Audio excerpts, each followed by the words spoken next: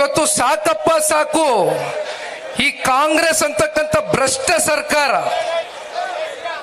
ಪ್ರತಿಯೊಂದು ಹಂತ ಹಂತದಲ್ಲೂ ಕೂಡ ಭ್ರಷ್ಟಾಚಾರ, ಬೆಲೆ ಏರಿಕೆ ಜೊತೆಯಲ್ಲಿ ಅಭಿವೃದ್ಧಿ ಅಂತಕ್ಕಂಥದ್ದು ಸಂಪೂರ್ಣ ಸ್ಥಗಿತಗೊಂಡು ಶೂನ್ಯ ಆಗಿರ್ತಕ್ಕಂಥದ್ದು.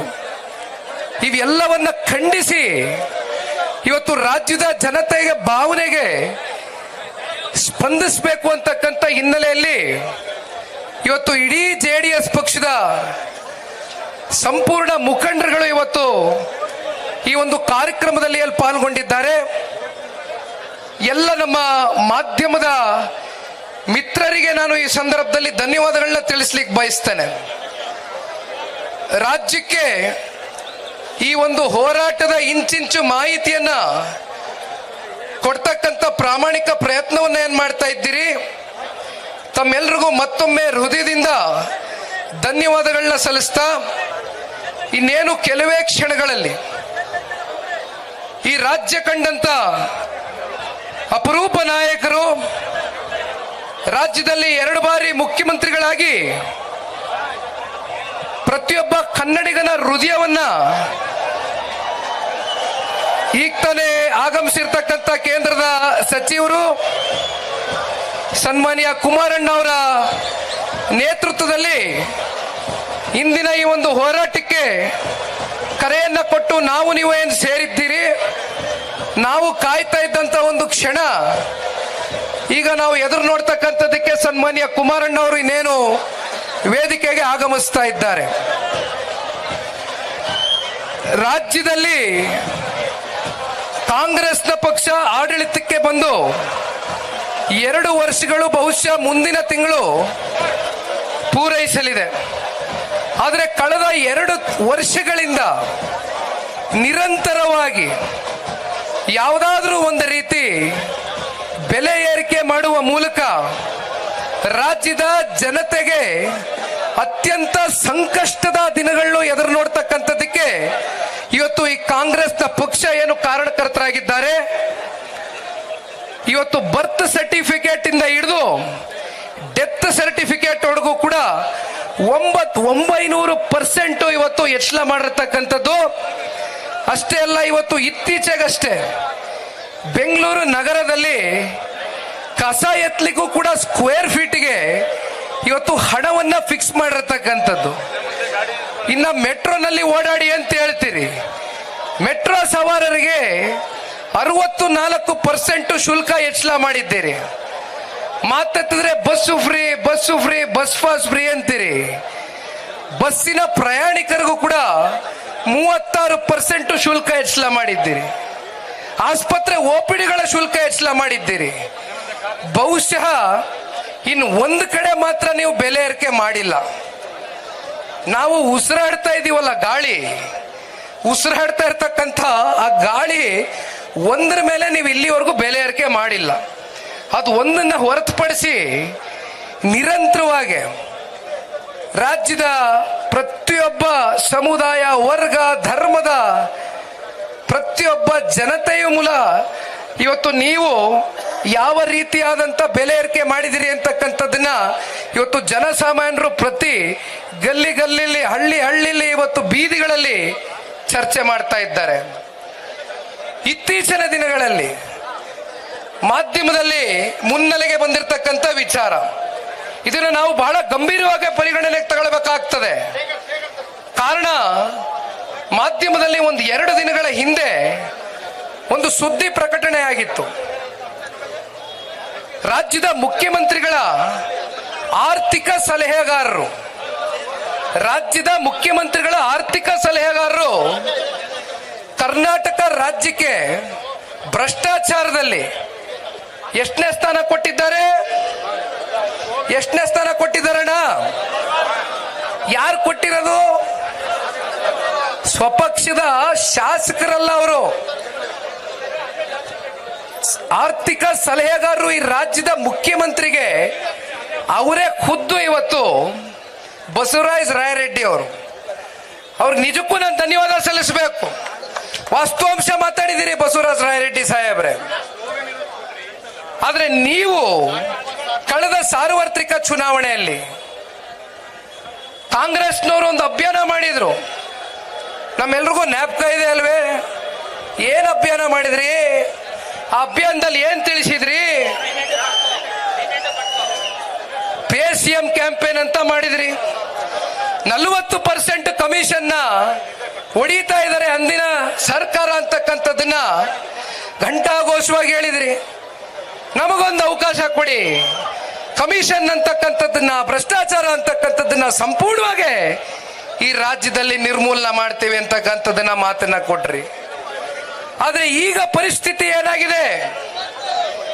ಕಾಂಟ್ರಾಕ್ಟರ್ ಅಸೋಸಿಯೇಷನ್ ನ ಮುಖ್ಯಸ್ಥರುಗಳು ಕಳೆದ 2 ವರ್ಷದಿಂದ ಸತತವಾಗಿ ನಿರಂತರವಾಗಿ 33,000 ಕೋಟಿ ಇವತ್ತು ಅವ್ರಿಗೆ ಹಣ ಪಾವತಿ ಆಗಬೇಕಾಗಿರ್ತಕ್ಕಂಥದ್ದನ್ನ ವಿಳಂಬ ಮಾಡಿದ್ದೀರಿ. ಅಷ್ಟೇ ಅಲ್ಲ, ಇವತ್ತು ಕಾಂಟ್ರಾಕ್ಟರ್ ಅಸೋಸಿಯೇಷನ್ ನ ಮುಖ್ಯಸ್ಥರುಗಳು ಅತ್ಯಂತ ಬೇಸರದಿಂದ, ನೋವಿಂದ ಒಂದು ಮಾತನ್ನ ಹೇಳ್ತಾರೆ. ಸ್ವಪಕ್ಷದ ಸಚಿವರ ಕುಟುಂಬಸ್ಥರು ಇವತ್ತು ಕಮಿಷನ್ ಏಜೆಂಟ್ಗಳಾಗಿ ವರ್ತನೆ ಮಾಡ್ತಾ ಇದ್ದಾರೆ. ಎಲ್ಲಿಗೆ ಬಂದು ನಿಲ್ಲಿಸಿದ್ದೀರಿ ನಮ್ಮ ರಾಜ್ಯವನ್ನ? ಇತ್ತೀಚೆಗೆ ಸದನ ನಡೀತು. ಈ ರಾಜ್ಯದ ಮುಖ್ಯಮಂತ್ರಿಗಳು ಅತ್ಯಂತ ಅನುಭವಿಗಳು 16ನೇ ಬಡ್ಜೆಟ್ ನ ಮಂಡನೆ ಮಾಡಿದ್ರು. 16ನೇ ಬಡ್ಜೆಟ್ 4 ಲಕ್ಷ ಕೋಟಿಗೂ ಅಧಿಕ ದೊಡ್ಡ ಪ್ರಮಾಣದ ಬಡ್ಜೆಟ್ ಅನ್ನ ಕೊಡ್ತಾ ಇದ್ದೇವೆ ಅಂತಕ್ಕಂಥದ್ದನ್ನ ಬೆಂತಟ್ಕೊಂಡ್ರು. ಆದ್ರೆ ಸ್ವಾತಂತ್ರ್ಯ ಬಂದು 78 ವರ್ಷ ಆಗ್ತಾ ಇದೆ. ಹತ್ತತ್ರ 75 ವರ್ಷದಲ್ಲಿ ನಮ್ಮ ರಾಜ್ಯದ ಸಂಪತ್ತಿನ ಸಾಲ 5 ಲಕ್ಷ ಕೋಟಿ ಇತ್ತು. ಎಷ್ಟು ಲಕ್ಷ ಕೋಟಿ? 5 ಲಕ್ಷ ಕೋಟಿ. 75 ವರ್ಷಕ್ಕೂ ಅಧಿಕ ಆಡಳಿತ ಮಾಡಿರ್ತಕ್ಕಂಥ ಸರ್ಕಾರಗಳು, ಪಕ್ಷಿಗಳು. ಆದ್ರೆ 2ನೇ ವರ್ಷದಲ್ಲಿ, ಮೊದಲನೇ ವರ್ಷ 1 ಲಕ್ಷ ಕೋಟಿಗೂ ಅಧಿಕ ಸಾಲ ಮಾಡಿದ್ದೀರಿ. 2ನೇ ವರ್ಷ ಮತ್ತೆ 1 ಲಕ್ಷಕ್ಕೂ ಅಧಿಕ ಕೋಟಿ ಸಾಲ ಮಾಡಿದ್ದೀರಿ. ಯಾತಕ್ಕೋಸ್ಕರ ಸಾಲ ಮಾಡಿದ್ರಿ? ಅಭಿವೃದ್ಧಿಗೋಸ್ಕರ ಮಾಡಿದ್ದೀರಾ? ಇಲ್ಲಿರ್ತಕ್ಕಂಥ ನಮ್ಮ ಶಾಸಕರ ಮಿತ್ರರು ಸಾಕಷ್ಟು ಜನ, ಇವತ್ತು ಯುವಕರು ಮೊದಲನೇ ಬಾರಿ ವಿಧಾನಸೌಧಕ್ಕೆ ಪ್ರವಾಸ ಮಾಡಿದ್ದಾರೆ. ನಮ್ಮ ಶಾಸಕರದು ನಾನು ಹೇಳಲಿಕ್ಕಿಲ್ಲ, ನಮ್ಮ ಮಿತ್ರ ಪಕ್ಷ ಶಾಸಕರದು ನಾನು ಮಾತಾಡೋದಿಲ್ಲ. ಆದ್ರೆ ನಿಮ್ಮ ಸ್ವಪಕ್ಷದ ಶಾಸಕರು, ನಿಮ್ಮ ಸಚಿವರುಗಳು ಹೇಳ್ತಾ ಇದ್ದಾರೆ, ಬೀದಿನಲ್ಲಿ ನಿಂತ್ಕೊಂಡು ಆಫ್ ದ ರೆಕಾರ್ಡ್ ಕ್ಯಾಮ್ರಾ ತೆಗೆದು ಅವರಿಗೆ ಪ್ರಶ್ನೆ ಕೇಳಿದ್ರೆ ನಮಗೆ ಜನ ಓಟ್ ಹಾಕಿ ಗೆಲ್ಲಿಸಿದ್ದಾರೆ. ಹಳ್ಳಿಗಳಿಗೆ ಹೋದ್ರೆ ಏನಪ್ಪಾ ಕೆಲಸ ಮಾಡ್ತಾ ಇದೀಯಾ? ರಸ್ತೆ ಮಾಡಿಸಿದ್ಯಾ? ಚರಂಡಿ ಮಾಡಿಸಿದ್ಯಾ? ಇಲ್ಲೇನಾದ್ರು ಲೈಟ್ ಹಾಕ್ಸಿದ್ಯಾ? ಶಾಲೆ ಅಭಿವೃದ್ಧಿ ಮಾಡ್ದ? ಆಸ್ಪತ್ರೆ ಅಭಿವೃದ್ಧಿ ಮಾಡ್ದ? ಅಂತಕ್ಕಂಥ ಮೂಲಭೂತ ಸೌಕರ್ಯವೂ ಕೂಡ ಆಗ್ತಾ ಇಲ್ಲ ಅಂತಕ್ಕಂಥದನ್ನ ಶಾಸಕರ ಹತ್ರ ಹೇಳಿದ್ದಾರೆ. 2 ವರ್ಷದ ನಂತರ ಇತ್ತೀಚೆಗೆ 10 ಕೋಟಿ ರೂಪಾಯಿ ಬಿಡುಗಡೆ ಮಾಡಿದ್ದಾರೆ ಒಬ್ಬೊಬ್ಬ ಶಾಸಕರಿಗೆ. ಹೌದಲ್ವಣ್ಣ? 10 ಕೋಟಿ ಅನುದಾನ. 10 ಕೋಟಿನಲ್ಲಿ ನೀವು ಏನು ಕೆಲಸ ಮಾಡಿಸಬಹುದು? ಅವ್ರು ಏನು ಉತ್ತರ ಕೊಡಬೇಕು ಅವ್ರ ಕ್ಷೇತ್ರದ ಜನತೆಗೆ? ಅದರಲ್ಲೂ ಇತ್ತೀಚೆಗೆ ಮೊದಲನೇ ಬಾರಿ ಶಾಸಕರಾಗಿ ಆಯ್ಕೆಯಾಗಿರ್ತಕ್ಕಂಥ ಸಂಖ್ಯೆ ಜಾಸ್ತಿ ಇದೆ ಇವತ್ತು ನಮ್ಮ ಜನತಾದಳ ಪಕ್ಷದಲ್ಲಿ. ಅವರೆಲ್ಲ ಮುಂದೆ ಚುನಾವಣೆಗೆ ಏನು ಮತ ಇಟ್ಕೊಂಡು ಹೋಗಿ ಮತ ಕೇಳ್ತಾರೆ. ಇಂಥ ಪರಿಸ್ಥಿತಿನ ಇವತ್ತು ಈ ರಾಜ್ಯದ ಪ್ರತಿಯೊಬ್ಬ ಪಕ್ಷದ ಶಾಸಕನಿಗೂ ತೋಡಿದ್ದೀರಿ. ಹೇಳಿದ್ರಿ ನೀವು ನಿಮ್ಮ ಪ್ರಣಾಳಿಕೆಯಲ್ಲಿ, ಕಳೆದ ಸಾರ್ವತ್ರಿಕ ಚುನಾವಣೆಯಲ್ಲಿ 5 ಗ್ಯಾರಂಟಿ ಕೊಡ್ತೀನಿ, 5 ಗ್ಯಾರಂಟಿ ಕೊಡ್ತೀನಿ ಎಂದ್ರಿ. ಹಿಮಾಚಲ್ ಪ್ರದೇಶನಲ್ಲಿ ನಿಮ್ಮದೇ ಪಕ್ಷದ ಮುಖ್ಯಮಂತ್ರಿ ಗ್ಯಾರಂಟಿ ಕೊಡ್ತೀನಿ ಅಂತ ಹೇಳಿ ಈಗಾಗಲೇ ಆರ್ಥಿಕ ಸುನಾಮಿ ಎದ್ದೋಗಿದೆ ಹಿಮಾಚಲ ಪ್ರದೇಶದಲ್ಲಿ. ಇನ್ನು ಮತ್ತೆ ಬಹಳ ದೂರ ಹೋಗೋದು ಬೇಡ, ನಮ್ಮ ಪಕ್ಕದ ರಾಜ್ಯವೇ ತೆಲಂಗಾಣದ ರಾಜ್ಯದ ಮುಖ್ಯಮಂತ್ರಿ ನಿಮ್ಮ ಕಾಂಗ್ರೆಸ್ ಪಾರ್ಟಿನೇ ಅಲ್ವೇ ಅಧಿಕಾರಕ್ಕಿರೋದು? ಹೌದಲ್ವೇ? ರೇವಂತ್ ರೆಡ್ಡಿ ಅವರು ಒಂದು ಕಾನ್ಕ್ಲೇವ್ ಇಂಟರ್ವ್ಯೂ ಹೇಳ್ತಾರೆ, ಸಂದರ್ಶನದಲ್ಲಿ, ನಾನು ಏನೋ ಅನ್ಕೊಂಡು ಮಾತು ಕೊಟ್ಬಿಟ್ಟೆ ಗ್ಯಾರಂಟಿದು, ಆದ್ರೆ ಒಳಗಡೆ ಮುಖ್ಯಮಂತ್ರಿ ಆಗಿ ಹೋಗಿ ನೋಡಿದ್ರೆ ನಮಗೆ ಕೊಡ್ಲಿಕ್ಕೆ ಆಗೋದಿಲ್ಲ ಅಂತಕ್ಕಂಥ ಅರಿವಿರಲಿಲ್ಲ. ನಾವು ಕೂಡ ದಿವಾಲಿ ಹೇಳ್ತಕ್ಕಂಥ ದಿನಗಳು ಬಹಳ ದೂರ ಇಲ್ಲ ಅಂತ ನಿಮ್ಮ ತೆಲಂಗಾಣ ರಾಜ್ಯದ ಮುಖ್ಯಮಂತ್ರಿ ಹೇಳ್ತಾರೆ. ದಯಮಾಡಿ ಇವತ್ತು ರಾಯರೆಡ್ಡಿ ಅವರು ಈಗಾಗಲೇ ವಾಸ್ತವಾಂಶ ಬಿಚ್ಚಿ ಇಟ್ಟಿದ್ದಾರೆ. ಇದೇ ರೀತಿ ಕಾಂಗ್ರೆಸ್ನ ಸರ್ಕಾರ 2 ವರ್ಷಕ್ಕೆ ಇವತ್ತು ನಮ್ಮ ರಾಜ್ಯದ ಸಾಲ 2 ಲಕ್ಷ ಕೋಟಿಗೂ ಅಧಿಕ ಮಾಡಿದ್ದೀರಿ. ಸದನದ ಒಳಗಡೆ ಎಂತೆಂಥ ದೊಡ್ಡ ದೊಡ್ಡ ಮಹನೀಯರು, ಎಂತೆಂಥ ದೊಡ್ಡ ದೊಡ್ಡ ರಾಜಕೀಯ ಪಕ್ಷದ ಮುಖಂಡರುಗಳು, ನಾಯಕರುಗಳು ಆಡಳಿತ ಮಾಡಿದ್ದಾರೆ. ವಿಧಾನಸೌಧ ಅಂತಕ್ಕಂಥದ್ದು ನಮ್ಮಂತ ಯುವಕರಿಗೆ ನಾವೆಲ್ಲರೂ ದೇವಸ್ಥಾನ ಅಂತಕ್ಕಂಥದ್ದನ್ನ ಭಾವಿಸಿದ್ದೇವೆ, ದೇವಾಲಯ ಅಂತಕ್ಕಂಥದ್ದನ್ನ ಅರ್ಥೈಸ್ಕೊಂಡಿದ್ದೇವೆ. ಈಗ ತಾನೇ ಮಾತನಾಡಬೇಕಾದ್ರೆ ಹೇಳ್ತಾ ಇದ್ದೆ, ಇತ್ತೀಚೆಗಷ್ಟೇ ಸದನ ನಡೀತು. ಸದನದ ಒಳಗಡೆ ಅತ್ಯಂತ ದೊಡ್ಡ ದೊಡ್ಡ ಮಹನೀಯರು, ದೊಡ್ಡ ದೊಡ್ಡ ನಾಯಕರುಗಳು ನಮ್ಮ ರಾಜ್ಯವನ್ನ ಆಳ್ವಿಕೆ ಮಾಡಿರ್ತಕ್ಕಂಥ ಇತಿಹಾಸ ಕರ್ನಾಟಕ ರಾಜ್ಯದ್ದು. ಇಲ್ಲಿಯವರೆಗೂ ಸದನದ ಒಳಗಡೆ ನಮ್ಮಂತ ಯುವಕರುಗಳು ನಾವೇನು ಅಪೇಕ್ಷೆ ಪಡ್ತೇವೆ ಅಂದ್ರೆ, ಸದನದ ಒಳಗಡೆ ಈ ರಾಜ್ಯದ ಸಮಗ್ರ ಅಭಿವೃದ್ಧಿಯ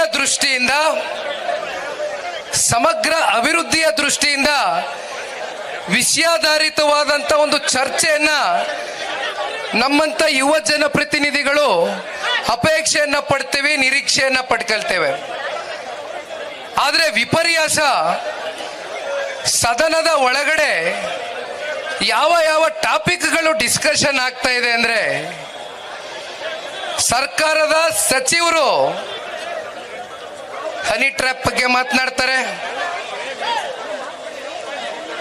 ಇವತ್ತು ಮುಂದಿನ ಭವಿಷ್ಯದ ರಾಜಕಾರಣಕ್ಕೆ, ಸಾರ್ವಜನಿಕ ಸೇವೆಗೆ ಬರಬೇಕು ಅಂತಕ್ಕಂಥ ಅಭಿಲಾಷೆಯನ್ನ ಇಟ್ಕೊಂಡಿರ್ತಕ್ಕಂಥ ಯುವ ಜನಪ್ರತಿನಿಧಿಗಳಿಗೆ ನೀವು ಇದೇನ ಹಾದಿಯನ್ನ ತೋರಿಸ್ತಾ ಇರೋದು? ಇದನ್ನ ನಾವು ನಿರೀಕ್ಷೆ ಮಾಡ್ತಾ ಇದ್ದೀವಿ ಸದನದ ಒಳಗಡೆ ಇಂಥ ಚರ್ಚೆಗಳನ್ನ. ಸಚಿವರಿಗೆ ಹನಿ ಟ್ರ್ಯಾಪು, ಹೈಕಮಾಂಡ್ಗೆ ಮನಿ ಟ್ರ್ಯಾಪು, ಜನಕ್ಕೆ ತೆರಿಗೆ ಟ್ರ್ಯಾಪು, ಇನ್ನ ಇಲ್ಲಿ ಕಮಿಷನ್ ಟ್ರ್ಯಾಪು ಕಾಂಟ್ರಾಕ್ಟರ್ಗಳಿಗೆ. ಸಂಪೂರ್ಣವಾಗಿ ನಮ್ಮ ರಾಜ್ಯವನ್ನ ಟ್ರ್ಯಾಪ್ ಸರ್ಕಾರ ಮಾಡಿ ಇಟ್ಟಿದ್ದಾರೆ, ಟ್ರ್ಯಾಪ್ ಅಲ್ಲಿ ಇಟ್ಕೊಂಡಿದ್ದಾರೆ ನಮ್ಮನ್ನ. ಕೇವಲ 2 ವರ್ಷದಲ್ಲಿ 2 ಲಕ್ಷ ಕೋಟಿಗೂ ಅಧಿಕ ಸಾಲವನ್ನ ಮಾಡಿದ್ದೀರಿ. ಸಾಲ ಅಭಿವೃದ್ಧಿಯ ದೃಷ್ಟಿಯಿಂದ ಮಾಡಿದ್ದೀರಾ? 2 ವರ್ಷದಲ್ಲಿ ಕೇವಲ 10 ಕೋಟಿ ರೂಪಾಯಿ ಅಷ್ಟೇ ಇವತ್ತು 3 ಪಕ್ಷದ ಶಾಸಕರಿಗೆ ನೀವು ಅನುದಾನವನ್ನು ಬಿಡುಗಡೆ ಮಾಡಿದ್ದೀರಿ. ಇನ್ನು 5 ಗ್ಯಾರಂಟಿಗಳ ಬಗ್ಗೆ ಮಾತನಾಡ್ತೀರಿ. ನೀವು ಕೊಟ್ಟಂತ ಮಾತು, ನಿಮ್ಮ ಪ್ರಣಾಳಿಕೆಯಲ್ಲಿ ನೀವು ಕೊಟ್ಟಂತ ಹೇಳಿಕೆ, ನಾನು ಈಗ ತಾನೇ ಮಾತನಾಡಬೇಕಾದ್ರೆ ಹೇಳ್ತಾ ಇದ್ದೆ, ಹಿಮಾಚಲ್ ಪ್ರದೇಶ ಪರಿಸ್ಥಿತಿ ಏನಾಗಿದೆ, ತೆಲಂಗಾಣ ಪರಿಸ್ಥಿತಿ ಏನಾಗಿದೆ, ಮುಂದೆ ಕರ್ನಾಟಕ ರಾಜ್ಯವನ್ನ ಆರ್ಥಿಕ ಸುನಾಮಿ ಎಬ್ಬಿಸ್ತಕ್ಕಂಥ ದಿನಗಳು ಬಹಳ ದೂರ ಇಲ್ಲ ಅಂತಕ್ಕಂಥದ್ದು ನಮಗೆ ನಿಜಕ್ಕೂ ಕೂಡ ಇವತ್ತು ಚಿಂತನೆ ಇದೆ ಅದರ ಬಗ್ಗೆ. 5 ಗ್ಯಾರಂಟಿಗಳು ಪ್ರತಿ ತಿಂಗಳು ಹೆಣ್ಮಕ್ಳು ಖಾತೆಗಳಿಗೆ ಜಮಾ ಮಾಡ್ತೀನಿ ಅಂತ ಹೇಳಿದ್ರೆ 2,000 ರೂಪಾಯಿ ಕೊಡ್ತೀನಿ ಗೃಹಲಕ್ಷ್ಮಿ ಯೋಜನೆ ಮೂಲಕ. ಪ್ರತಿಯೊಂದು ರಾಜ್ಯದಲ್ಲಿ ಇರ್ತಕ್ಕಂಥ ಮಹಿಳೆಯರಿಗೆ ಸಬಲೀಕರಣ ಮಾಡ್ತೇನೆ ಅಂತಕ್ಕಂಥ ಘಂಟಾಘೋಷವಾದಂತ ಹೇಳಿಕೆ ಕೊಟ್ರಿ. ಅದೆಂಥದ್ದು ಗೃಹ ಜ್ಯೋತಿ ಏನ್ರಿ, ಯುವ ನಿಧಿ ಏನ್ರಿ, ಫ್ರೀ ಬಸ್ಸು ಅಂದ್ರಿ. ಕೊನೆಗೆ ವರ್ಷಕ್ಕೆ ನಿಮಗೆ 55,000 ಕೋಟಿ ಇವತ್ತು ನೀವು ಹಣಕಾಸನ್ನ ಹೊಂದಿಸಬೇಕಾಗಿದೆ ಗ್ಯಾರಂಟಿಗಳಿಗೆ. ನೀವು 1 ಲಕ್ಷ ಕೋಟಿ ಸಾಲ ಮಾಡಿರ್ತಕ್ಕಂಥದ್ದು ನೀವು ಗ್ಯಾರಂಟಿಗೆ ದುಡ್ಡು ಕೊಡ್ತಿರೋ, ಅಭಿವೃದ್ಧಿಗೆ ದುಡ್ಡು ಕೊಡ್ತಿರೋ, ಅಥವಾ ನಿಮಗೆ ರಾಜ್ಯದ ಅಭಿವೃದ್ಧಿಯ ಪರವಾಗಿ ಯಾವುದೇ ರೀತಿಯಾದಂಥ ನಿಮ್ಮ ಬದ್ಧತೆ, ಕಾಳಜಿ ಯಾವುದೂ ಕೂಡ ನಮ್ಮ ಕಣ್ಣಿಗೆ ಕಾಣ್ತಾ ಇಲ್ಲ. ಅದೇ ಒಂದು ಕಡೆ ಸನ್ಮಾನ್ಯ ಕುಮಾರಣ್ಣ ಅವರು ಈಗ ತಾನೇ ಆಗಮಿಸಿದ್ದಾರೆ. ಮತ್ತೆ ನಾನು ನೆನೆಸ್ಕೊಳ್ಳಿಕ್ಕೆ ಇಷ್ಟಪಡ್ತೇನೆ, ನಿಮ್ಮ ಜೊತೆ 2018ರ ಆ ಸಮ್ಮಿಶ್ರ ಸರ್ಕಾರದ ಒತ್ತಡ ಎಲ್ಲ ನಮ್ಮ ಹಿರಿಯ ಶಾಸಕ ಮಿತ್ರರು ಸಾಕ್ಷಿ ಇದ್ದಾರೆ. ಆ 14 ತಿಂಗಳಲ್ಲಿ ಪ್ರತಿದಿನ ಮಾನಸಿಕವಾಗಿ ಸನ್ಮಾನ್ಯ ಕುಮಾರಣ್ಣ ಅವರಿಗೆ ಚಿತ್ರಹಿಂಸೆ ಕೊಟ್ರಿ. ಆದರೂ ಕೂಡ ಇದನ್ನೆಲ್ಲ ಮೆಟ್ ನಿಂತು ಸನ್ಮಾನ್ಯ ಕುಮಾರಣ್ಣ ಅವರು ರೈತರ ಸಾಲ ಮನ್ನಾ ಮಾಡ್ತೇನೆ ಅಂತ ಮಾತನ್ನ ಕೊಟ್ಟಿದ್ರು. 25,000 ಕೋಟಿಗೂ ಅಧಿಕ ರೈತರ ಸಾಲವನ್ನ ಕೇವಲ 14 ತಿಂಗಳಲ್ಲಿ ಹಣವನ್ನ ಹೊಂದಿಸಿ ಒಂದು ಕಡೆ ಅಭಿವೃದ್ಧಿನೂ ಕೂಡ ಸ್ಥಗಿತಗೊಳ್ಳಿಲ್ಲ, ಅಭಿವೃದ್ಧಿಗೂ ಕೂಡ ವೇಗ ಕೊಟ್ಟಿದ್ದಾರೆ. ಅವ್ರು ಕೊಟ್ಟಂತ ಮಾತನ್ನು ಕೂಡ ರೈತಾಪಿ ವರ್ಗದ ಎಲ್ಲ ತಂದೆ ತಾಯಂದ್ರ ಪರವಾಗಿ ಉಳಿಸ್ಕೊಂಡಿರ್ತಕ್ಕಂಥ ನಿದರ್ಶನಗಳಿದೆ.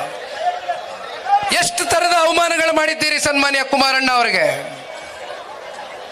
ಇವೆಲ್ಲ ಮುಂದೆ ಮಾತನಾಡ್ತೇವೆ. ಆದ್ರೆ ಇವತ್ತು ಈ ಒಂದು ಹೋರಾಟಕ್ಕೆ, ಒಂದು ಅಭಿಯಾನಕ್ಕೆ ಏನು ಕಾಲನ್ನ ಇಟ್ಟಿದ್ದೇವೆ, ಈ ಒಂದು ಹೋರಾಟ ಇವತ್ತಿನಿಂದ ಪ್ರಾರಂಭ ಮಾಡಿದ್ದೇವೆ. ಸನ್ಮಾನ್ಯ ಕುಮಾರಣ್ಣ ಅವರು ಈಗಾಗಲೇ ಕಳೆದ ವಾರ ಪತ್ರಿಕಾಗೋಷ್ಠಿಯಲ್ಲಿ ಒಂದು ಮಾತನ್ನು ಹೇಳಿದ್ದಾರೆ. ಯುದ್ಧಕ್ಕೆ ಜನತಾದಳ ಪಕ್ಷ, ಸನ್ಮಾನ್ಯ ಕುಮಾರಣ್ಣ ಅವರ ನೇತೃತ್ವದಲ್ಲಿ ಯುದ್ಧಕ್ಕೆ ಜನತಾದಳ ಪಕ್ಷ ನಾವು ಸಿದ್ಧರಿದ್ದೇವೆ ಅಂತಕ್ಕಂಥದ್ದನ್ನು ಹೇಳಿದ್ದೇವೆ. ಅದಕ್ಕೆ ಕಾರಣ ಯಾವ ರೀತಿ ಕಳೆದ 2 ವರ್ಷದಿಂದ ನಾನು SIT ಬಗ್ಗೆ ಆಗಲಿ, ಲೋಕಾಯುಕ್ತ ಬಗ್ಗೆ ಆಗಲಿ, it is an independent body, ನಾನು ಗೌರವ ಕೊಡ್ತೇನೆ. ಆದ್ರೆ ಯಾವ ರೀತಿ ನೀವು ಸರ್ಕಾರದ ಒಂದು ಒತ್ತಡಕ್ಕೆ SIT ಅನ್ನ ಬಳಸ್ಕೊಳ್ತಾ ಇದ್ದೀರಿ, ಯಾವ ರೀತಿ ನೀವು ಒಬ್ಬರನ್ನ ನಿಂದಿಸಬೇಕು, ತೇಜಾವಧೆ ಮಾಡಬೇಕು ಅಂತಕ್ಕಂಥ ದೃಷ್ಟಿಯಿಂದ ಟಾರ್ಗೆಟ್ ರಾಜಕಾರಣವನ್ನ ಮಾಡ್ತಾ ಇದ್ದೀರಿ. ವಿಷ ಬೀಜವನ್ನ ಬಿತ್ತಿದ್ದೀರಿ ಇವತ್ತು ಕರ್ನಾಟಕ ರಾಜ್ಯದಲ್ಲಿ. ಸನ್ಮಾನ್ಯ ಕುಮಾರಣ್ಣ ಅವರು 2 ಬಾರಿ ಈ ರಾಜ್ಯವನ್ನು ಆಡಳಿತ ಮಾಡಿದ್ದಾರೆ. ನಮ್ಮ ರಾಮನಗರ ಜಿಲ್ಲೆಯಿಂದನೂ ಬಹುತೇಕ ಮುಖಂಡರುಗಳು ಬಂದಿರೋದಾರೆ ಇವತ್ತು. ತಮಗೆ ಗೊತ್ತಿದೆಯಣ್ಣ, ಒಂದು ದಿನ ಸನ್ಮಾನ್ಯ ಕುಮಾರಣ್ಣ ಅವರಿಗೆ ಪೊಲೀಸ್ ಸ್ಟೇಷನ್ಗಳಲ್ಲಿ ಅವರು ಶಾಸಕರಿದ್ದಾಗ 4 ಬಾರಿ ಶಾಸಕರಾಗಿ ಆಯ್ಕೆ ಮಾಡಿದ್ದೀರಿ. ರಾಮನಗರ ಕ್ಷೇತ್ರದಲ್ಲಿ, ಚನ್ನಪಟ್ಟಣದಲ್ಲಿ 2 ಬಾರಿ ಶಾಸಕರಾಗಿ ಆಯ್ಕೆ ಮಾಡಿದ್ದೀರಿ. ಒಂದು ದಿನ ಪೊಲೀಸ್ ಸ್ಟೇಷನ್ ವಿಚಾರವಾಗಿ ನಾನು ಸಣ್ಣದ್ರಿಂದ ಹೇಳೋದಾದ್ರೆ ಫೋನ್ ಮಾಡಿದಾಗ ಅದು ಏನೋ ನೋಡ್ಕೊಂಡು ಬಿಟ್ಟು ಕಳಿಸಿ, ಯಾವುದೇ ಪಕ್ಷದವ್ರು ಇರಲಿ, ಬೇಡ ಬುದ್ಧಿವಾದ ಹೇಳಿ ಕಳಿಸಿ ಅಂತ ಸನ್ಮಾನ್ಯ ಕುಮಾರಣ್ಣ ಅವರು ಅತ್ಯಂತ ಆರೋಗ್ಯಕರವಾದಂತ ವಾತಾವರಣವನ್ನು ಸೃಷ್ಟಿ ಮಾಡಿದ್ರು. ಆದ್ರೆ ನೀವೇನ್ ಮಾಡ್ತಾ ಇದ್ದೀರಿ? ಮುಂದೆ ಇದೇ ರೀತಿ ಇರುತ್ತಾ? ಕಾಲಚಕ್ರ ಉರುಳ್ತಾ ಇರುತ್ತೆ, ತಿರುಗ್ತಾ ಇರುತ್ತೆ. ಇದು ಪ್ರಜಾಪ್ರಭುತ್ವ. ನಿಮ್ಮಲ್ಲಿ ನಿಮಗೆ ನಂಬಿಕೆ ಇದ್ದಿದ್ರೆ, ನಿಮ್ಮ ಸರ್ಕಾರ ನೀವು ಅನ್ಕಂಡ ಮಟ್ಟಕ್ಕೆ ಜನಗಳಿಗೆ ಮುಟ್ಟಿದ ನಿಮ್ಮ ಕಾರ್ಯಕ್ರಮಗಳು ಅಂತಕ್ಕಂಥ ವಿಶ್ವಾಸ ಇದ್ದಿದ್ರೆ, ಯಾತಕ್ಕೋಸ್ಕರ ನೀವು ಇನ್ನೂ ಜಿಲ್ಲಾ ಪಂಚಾಯಿತಿ, ತಾಲೂಕು ಪಂಚಾಯಿತಿ ಚುನಾವಣೆಗಳು, ಕಾರ್ಪೊರೇಷನ್ ಚುನಾವಣೆಗಳನ್ನ ತಡೆ ಇಟ್ಕೊಂಡಿದ್ದೀರಿ? ನಿಮಗೆ ಗೊತ್ತಿದೆ ನಾಳೆ ಅದರ ದಿಕ್ಸೂಚಿ ಮುಂದಿನ ಸಾರ್ವತ್ರಿಕ ಚುನಾವಣೆಗೆ ಏನಾಗಬಹುದು ಅಂತಕ್ಕಂಥದ್ದು. ಇವೆಲ್ಲದಕ್ಕೂ ಜನ ಉತ್ತರ ಕೊಡ್ತಕ್ಕಂಥ ದಿನ ಬಹಳ ದೂರ ಇಲ್ಲ, ಬಹಳ ದೂರ ಇಲ್ಲ. ಆದರೆ ಒಂದು ಮಾತನ್ನು ಹೇಳ್ತೇನೆ, ಇವತ್ತಿನ ಈ ಒಂದು ಹೋರಾಟ, ಇವತ್ತಿನ ಈ ಒಂದು ಅಭಿಯಾನ ಕೇವಲ 1 ದಿನದ ಹೋರಾಟ, 1 ದಿನದ ಅಭಿಯಾನ ಅಲ್ಲ. ಸನ್ಮಾನ್ಯ ದೇವೇಗೌಡರು ಸಾಹೇಬರು ಜನತಾದಳ ಪಕ್ಷವನ್ನ ಕಟ್ಟಿರ್ತಕ್ಕಂಥದ್ದೇ ಹೋರಾಟದ ಹಿನ್ನೆಲೆಯಲ್ಲಿ ಅತ್ಯಂತ ಬದ್ಧತೆಯಿಂದ ಪ್ರಾಮಾಣಿಕವಾಗಿ ಕಳೆದ 64 ವರ್ಷದ ಸುದೀರ್ಘ ಕಾಲದ ಅವರ ರಾಜಕಾರಣದ ಜೀವನದಲ್ಲಿ ಕೇವಲ 3.5 ವರ್ಷ ಅವಧಿಯಷ್ಟೇ ಅವರು ಅಧಿಕಾರವನ್ನ ನೋಡಿರ್ತಕ್ಕಂಥದ್ದು. ಇನ್ನು ಮಿಕ್ಕ ಸಮಯ ವಿರೋಧ ಪಕ್ಷದಲ್ಲಿ ಕೂತಿದ್ದಾರೆ. ಆಡಳಿತ ಪಕ್ಷ ಎಡುವುದಾಗ ತಿದ್ದಿದ್ದಾರೆ, ಬುದ್ಧಿ ಹೇಳಿದ್ದಾರೆ, ಎಚ್ಚರಿಕೆ ಕೊಟ್ಟಿದ್ದಾರೆ. ಆದ್ರೆ ಇವತ್ತಿಗೂ 92 ವಯಸ್ಸಿನ ದೇವೇಗೌಡರು ಸಾಹೇಬರು ಅವರ ಹುಮ್ಮಸ್ಸನ್ನ ಕಳ್ಕೊಂಡಿಲ್ಲ. ಸ್ವಾದಿಷ್ಟತೆಯ ಸ್ವಾದ, ತಾಜಾತನದ ಆಹ್ಲಾದ, ಉತ್ತಮ ಆರೋಗ್ಯ ಮತ್ತು ಹೆಚ್ಚಿನ ರೋಗ ನಿರೋಧಕ ಶಕ್ತಿಯ ವೃದ್ಧಿಗೆ ಈಗ ನಿಮಗೆ ಸಿಗುತ್ತಿದೆ ಉತ್ತಮ ಗುಣಮಟ್ಟದ ಪೌಷ್ಟಿಕಾಂಶ. Shri Vaidik millet health mix, ಇದು ಸಿರಿಧಾನ್ಯಗಳ ಸಂಪತ್ತು.